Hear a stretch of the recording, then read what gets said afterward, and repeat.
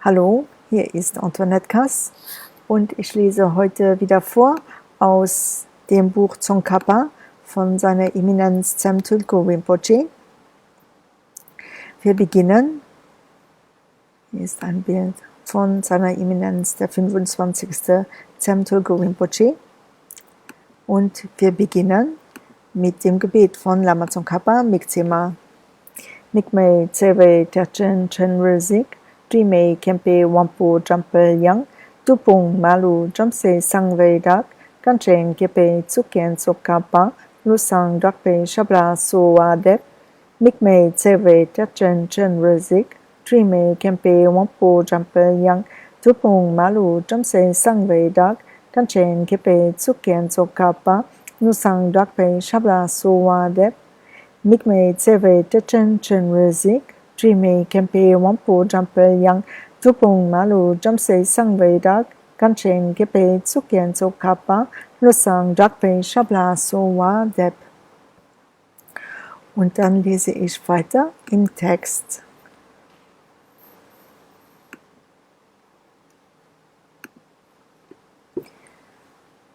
Und zwar sind wir auf der Seite 69 und 70. Der Titel lautet Buddha-Bilder. Wir stellen ein Buddha-Bild als Symbol für Buddhas Körper in den Zentrum des Altars. Dies kann eine Statue sein, ein Satsa, ein Tanka oder eine Fotografie. Jedes Bild ist gleichermaßen wirkungsvoll als Fokus für unsere Meditation. Viele Buddhisten stellen den historischen Buddha Shakyamuni in die Mitte und dann Lama Tsongkhapa darunter oder daneben. Wenn wir Lama Tsongkhapa als unseren Yidam nehmen wollen, also unsere Hauptmeditationsgottheit, sollte Lama Tsongkhapa in der Mitte sein, weil er der Guru ist. Doch wenn Sie ein anderes Buddha-Bild als das zentrale Bild auf Ihrem Altar bevorzugen, ist das auch gestattet. In unserem Dharma-Zentrum, besonders wenn wir der Gelugpa-Überlieferungslinie folgen, wenn wir ein Bild hätten, sollte es von Lama Tsongkhapa sein, weil Lama Tsongkhapa eine Manifestation von Buddha in einer Form der erhöhten Weisheit, des Mitgefühls und Wissen ist. In vielen Orten im Tibet sind die größten Bilder von Buddha Lama Tsongkhapa. In unruhigen, ungastlichen, wilden oder nicht förderlichen Orten für den Wachstum von Pflanzen errichten die Leute der Region eine große Lama Tsongkhapa-Statue und der Ort gedeiht. Daher, indem wir ein riesiges und wunderbares Lama Tsongkhapa-Bild in ein Dharma-Zentrum stellen, wird auch das Zentrum wachsen und sich vergrößern. Materielle Bedürfnisse und besonders die Freude des Ortes nehmen zu.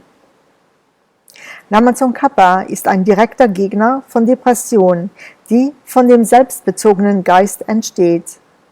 Wir sollten nie geizig sein oder berechnend in Hinsicht auf unseren Altar. Nie. Die Nutzen, die von einem schönen Altar und Buddha-Bildern entstehen, sind sehr groß. Gemäß unserem traditionellen Gelug-Orden stellen wir Lama Tsongkhapa und seine zwei Schüler Kedrupje und Gyaltsabje in die Mitte unseres Altars. Auf unserer Linken, wenn wir Lama Tsongkhapa gegenüberstehen, stellen wir den Buddha. Und auf unserer Rechten stellen wir Tara. Die Darbringungen stellen wir vor die Buddha-Bilder. Um einen sehr kompletten Altar zu errichten, stellen wir den Dharma-Text oder die Dharma-Schriften, die die Rede von Buddha darstellt, auf unserer linken Seite und die Stupa, die den Geist von Buddha darstellt, auf unserer rechten Seite.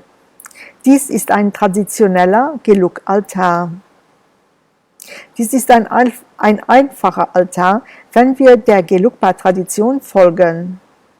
Doch in der modernen Zeit und den räumlichen Einschränkungen unseres Zuhauses ist es erlaubt, einen Dharma-Text auf der linken, ein Buddha-Bild in der Mitte und eine Stupa auf der rechten als einen einfachen Hausaltar aufzurichten. Dann kommen wir zur Stupa. Die Stupa stellt Buddhas erleuchteten Geist dar und steht auf der rechten Seite des Altars. Eine Stupa enthält traditionell heilige Reliquien von heiligen Lamas und andere wertvolle Dinge.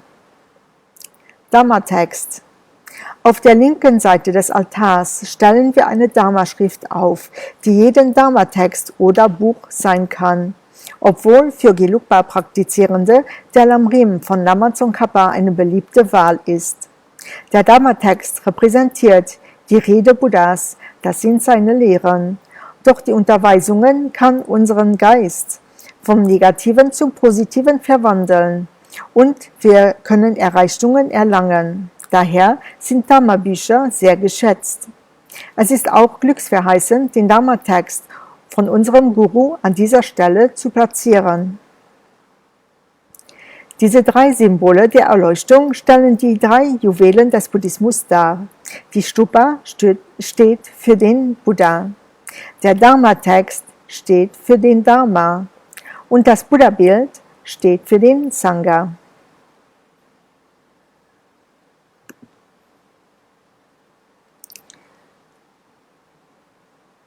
Und dann geht das nächste Mal weiter mit den Darbringungen. Damit verabschiede ich mich und wir kommen zur Widmung. Shangshul Semcho Krimpoche, Maki Panam Kigyoche, Kepa Napa Mepayang, Gongne Gongdu Pelvashuk, Tongni Tongva Rinpoche, Maki Panam Kigyoche, Kepa Napa Mepayang, Gongne Gongdu Pelvashuk, Taso Jini Zapa Gevadi, Tandang Dova Gunang Gang Pandang, Shepa Jitsun Nosan Dapayi, Tanpi Ningpo Rindu Sal She Shuk, Keva Kundu Yana Lamadang, Dalme Shoki Pala Longshoshin, Sadam Lanki Yongten Rapsoni, Dorje Shangi Gopa Nyoto Shuk, Kevadi Nirduda, Klama Sange Dupyoni, Dova Shikang Malupa, Dei Salagopa Shok, Shoki Gapo Tsongkapa, Chotsu Napa Pelvala, Keki Tsama Sivadang, Tunki Malu Tsangva Shok, Taran Sanchi Dusundang, Dreva Tsoki Natene, Keva Lusan Dapayi, Tampa Yunging Va Gyuchik, Nemo Delek Tsendelek, Nime Gungyang Delek Shin, Nitsen Taktor Delek Pel, Contra Sunji Jinji Lob, Contra Sumi Notu Sol, Contra Sumi Trashi Shok, Shitsunama Kutsen Rapten Ching, Nam Katrine Shoko Gepadang, Rosa Dempito Mesa Sunji, Dove Munzel Daktone Gyuchik, Kangri Rave Kove Shinkam Dir, Pendang Deva Malu Gungwani, Chen Musik von Tanzing Gatsoyi, Shape Site Badu Ten Gyuchik, Hung Dobe Godu Malupa, Deng Dir Dala Seldu Sol, Kodang Dampa Lungshunam, Gepa Joshik Shukden Sel. Und damit verabschiede ich mich für heute und sage bis bald. Auf Wiedersehen.